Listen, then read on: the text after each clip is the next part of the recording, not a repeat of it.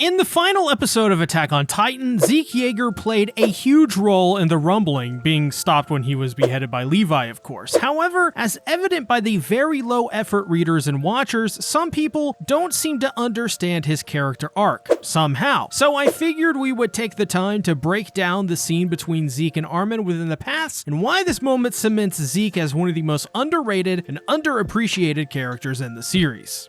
So if you love seasonal anime like Jujutsu Kaisen, Demon Slayer, Chainsaw Man, or even One Piece, then this channel is just for you. And you maybe want to subscribe now because we have tons of new content coming out, like my first impressions reading the One Piece arc Arabasa for the first time, an impressions video on the incredible Undead Unluck and Soso no Frieren, and videos on breaking news as it happens, especially pertaining to the drama unfolding at Mappa. So subscribe and drop a like. We're nearly at 100,000 subscribers. Please, get me the plaque button. That's all I want. Thank you. So this video is centered around Zeke and Armin's conversation in the paths within the final episode, which is one of the deepest and most introspective of the entire series. Trust me, watch the video. You'll understand. After Armin realizes he's within the paths, he comes upon an old and haggard Zeke making sandcastles. So with nothing better to do, Armin talks to Zeke to hear his story and listen to what he has to say. He starts off by talking about the birth of a primordial life known as the organism, but in reality is based on the now extinct 508 million year old hallucigenia first discovered in 1977 by paleontologist Simon Conway Morris. Before anything existed within the universe besides inert matter, the primordial soup that was on the planet within its oceans gestated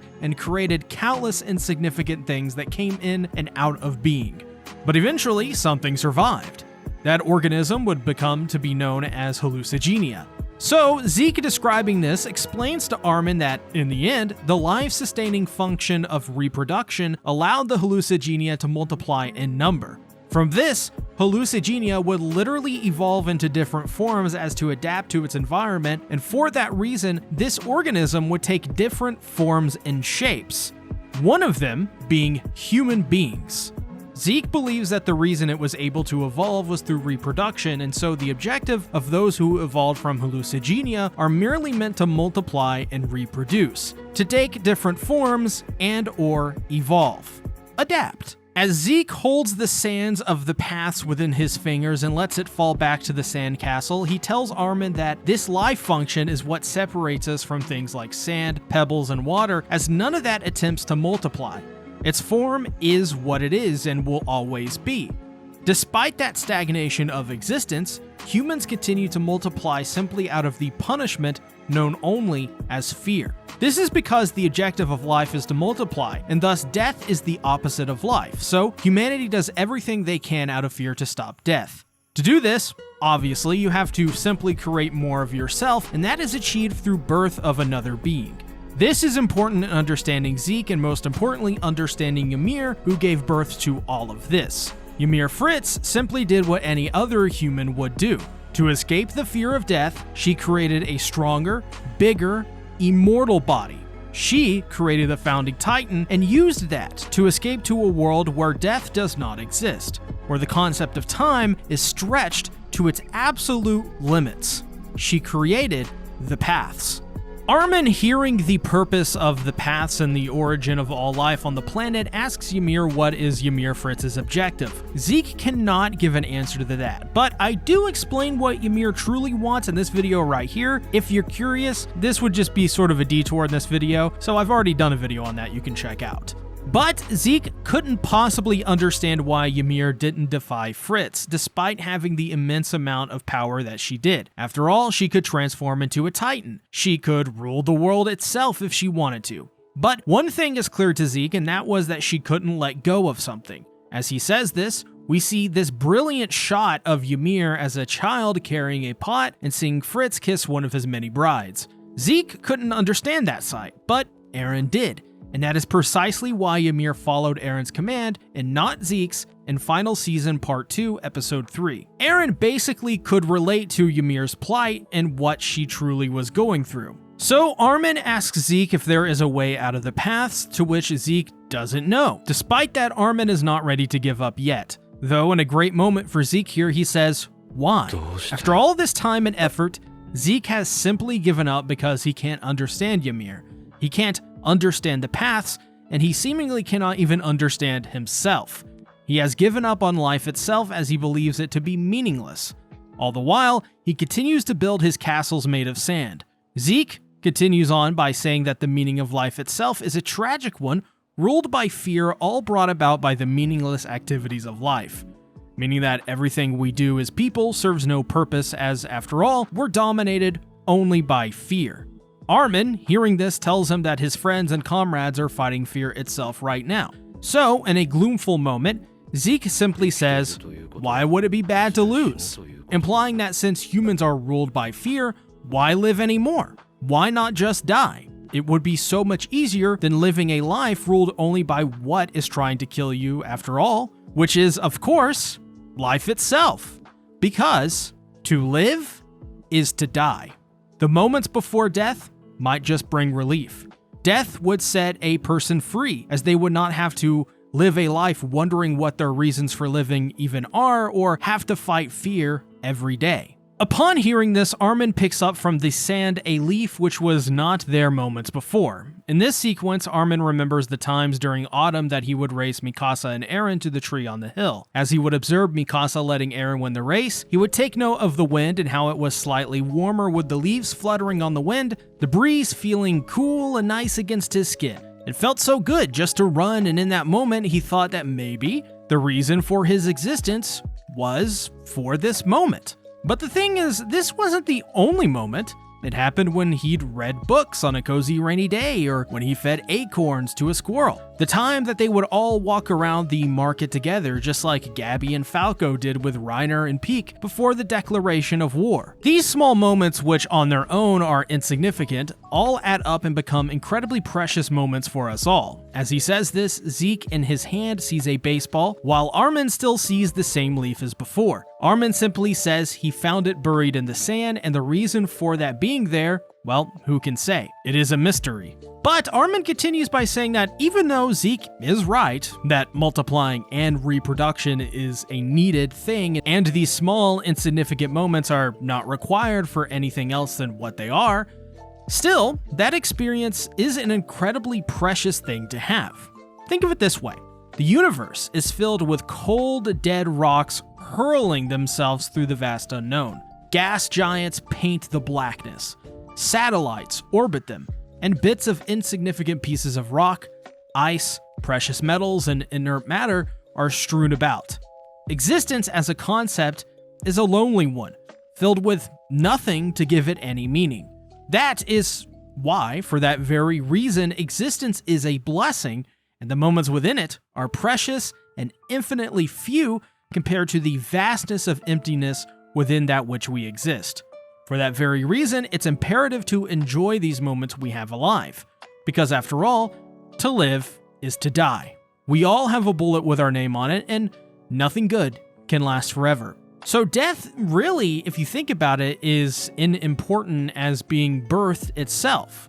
The only thing that which matters is that, well, we are here, and it is up to us to make the most of the time we all have left. To not waste it and enjoy the things that rocks under us cannot feel, that those without entropy and its side effects cannot.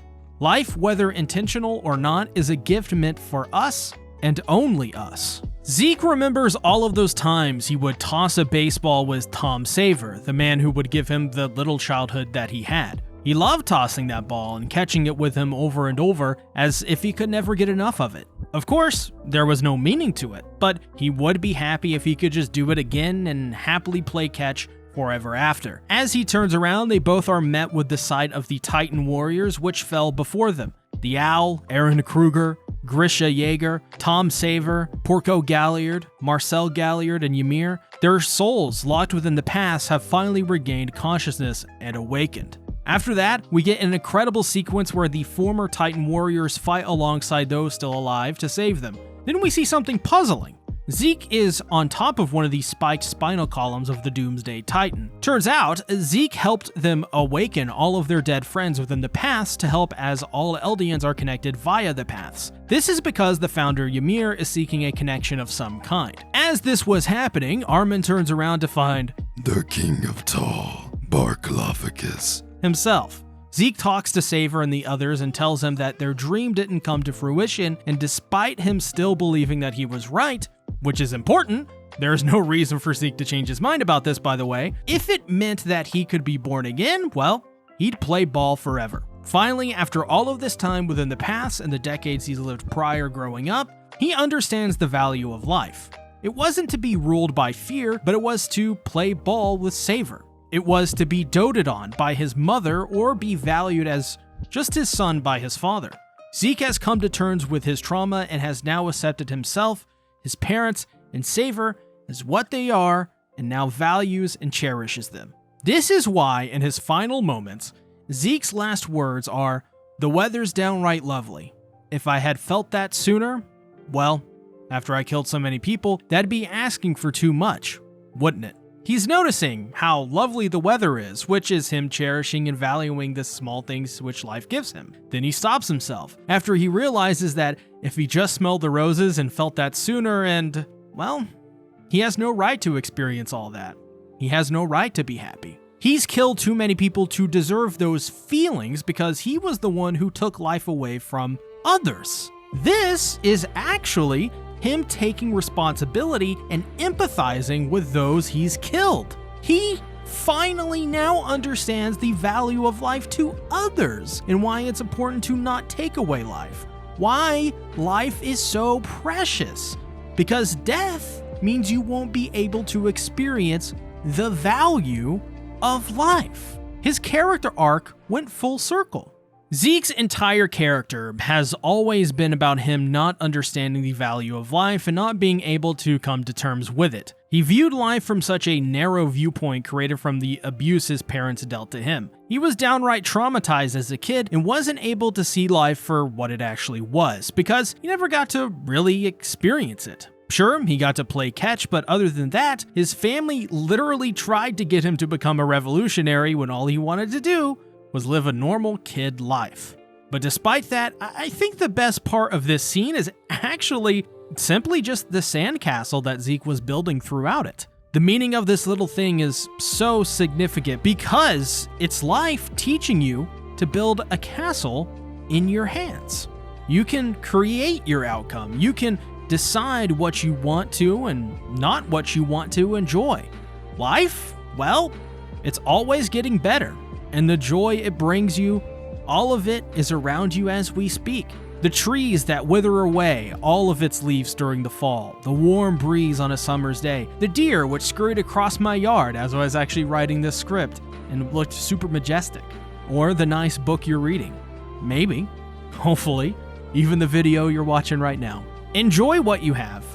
Build that castle and let it fill your world with experiences and these insignificant moments because you never know. That moment could be the very one which changes your life. All right, thank you all so much for your continued outpouring, just support. If you didn't know, we're about to hit 100,000 subscribers. So if by chance you are one of the few who haven't hit that subscribe button, please do.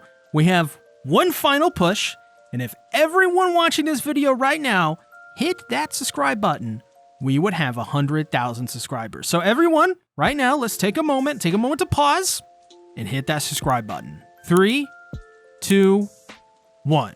Thank you all so much for your support. I also want to let you know I'm working on a massive final Attack on Titan retrospective review covering the entire series, even the OVAs. It's coming soon, so look out for that. As well, financially support the channel by becoming a patron, where you'll gain access to my mega One Piece arc reviews and first impressions. Thank you for the years of continued support. I love you. Bye-bye.